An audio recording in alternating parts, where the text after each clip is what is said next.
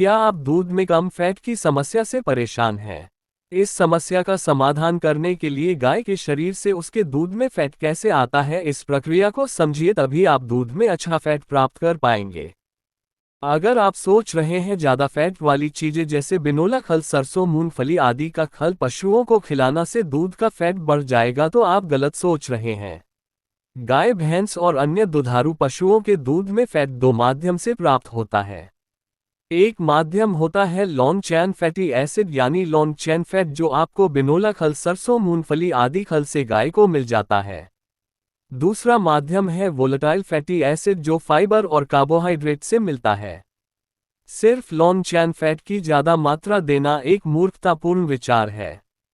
पशुओं को दूध में फैट के लिए वोलेटाइल फैटी एसिड भी चाहिए। ये वोलेटाइल फैटी एसिड और लॉन्ग चैन फैटी एसिड रक्त यानी खून के साथ मिलकर थन में पहुंचती हैं।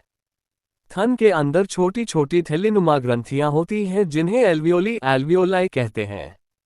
ये ग्रंथि ही दूध बनाने का काम करती हैं। दूध में फैट के लिए तीसरा आवश्यक घटक है ग्लूकोज।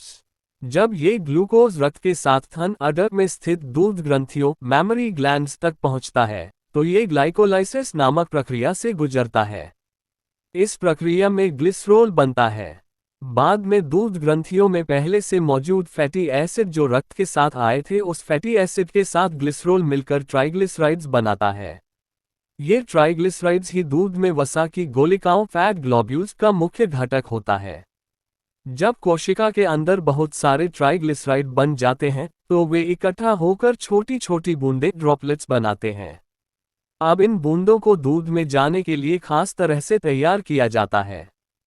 फैट की बूंद के चारों तरफ एक डबल लेयर्ड दोहरी परत वाली झिल्ली बन जाती है, जिसे मिल्क फैट ग्लोब्यूल मेम्ब्रेन कहते हैं। एक बार जब फैट ग्लोब्यूल पर मिल्क फैट ग्लोब्यूल मेम्ब्रेन पूरी तरह से बन जाती है, तो वह कोशिका से अलग होकर सीधे दूध में मिल जाती है। संक्षेप में, ट्राइग्लिसराइड्स फैट के ग्लोब्यूल का कोर अंदरूनी हिस्सा होते हैं और मिल्क फैट ग्लोब्यूल मेम्ब्रेन उनकी बाहरी परत होती है। ये दोनों मिलकर ही दूध में फैट बनाते हैं, जो दूध को उसका क्रीमी रंग और स्वाद देते हैं। दूध में फैट के लिए चार मुख्य घटक होते हैं। एक, खल से प्राप्त लॉन्ग चैन फैटी एसिड। दूसरा, चारा और फाइबर कार्बोहाइड्रेट सोर्स से प्राप्त वोलेटाइल फैटी एसिड। तीसरा महत्वपूर्ण घटक है ग्लूकोज। बिना ग्लूकोज के दूध में फैट नहीं बढ़ सकता। और चौथा और सबसे ज्यादा महत्वपूर्ण घटक है मिल्क फैट ग्लोब्यूल मेम्ब्रेन, वसा यानी तेल। दूध के 85% पानी में ऐसी मिल्क फैट ग्लोब्यूल मेम्ब्रेन के सहायता से स्थिर होकर घुलनशील होता है। तो हमने जाना कि दूध में अच्छा फैट प्रतिशत लाने के लिए चारा का पचना बहुत जरूरी है, क्योंकि उसी से वोलेटाइल फैटी एसिड मिलेगा। इसके लिए हमको चाहिए फायदेमंद जीवाणु और एंजाइम्स, जो दोनों ही मिलेंगे प्यूवेट हाई फैट पाउडर में। दूसरा महत्वपूर्ण घटक है ग्लूकोज, जो लिवर में हो रहे ग्लूकोनियोजेनेसिस नामक प्रक्रिया से मिलता है।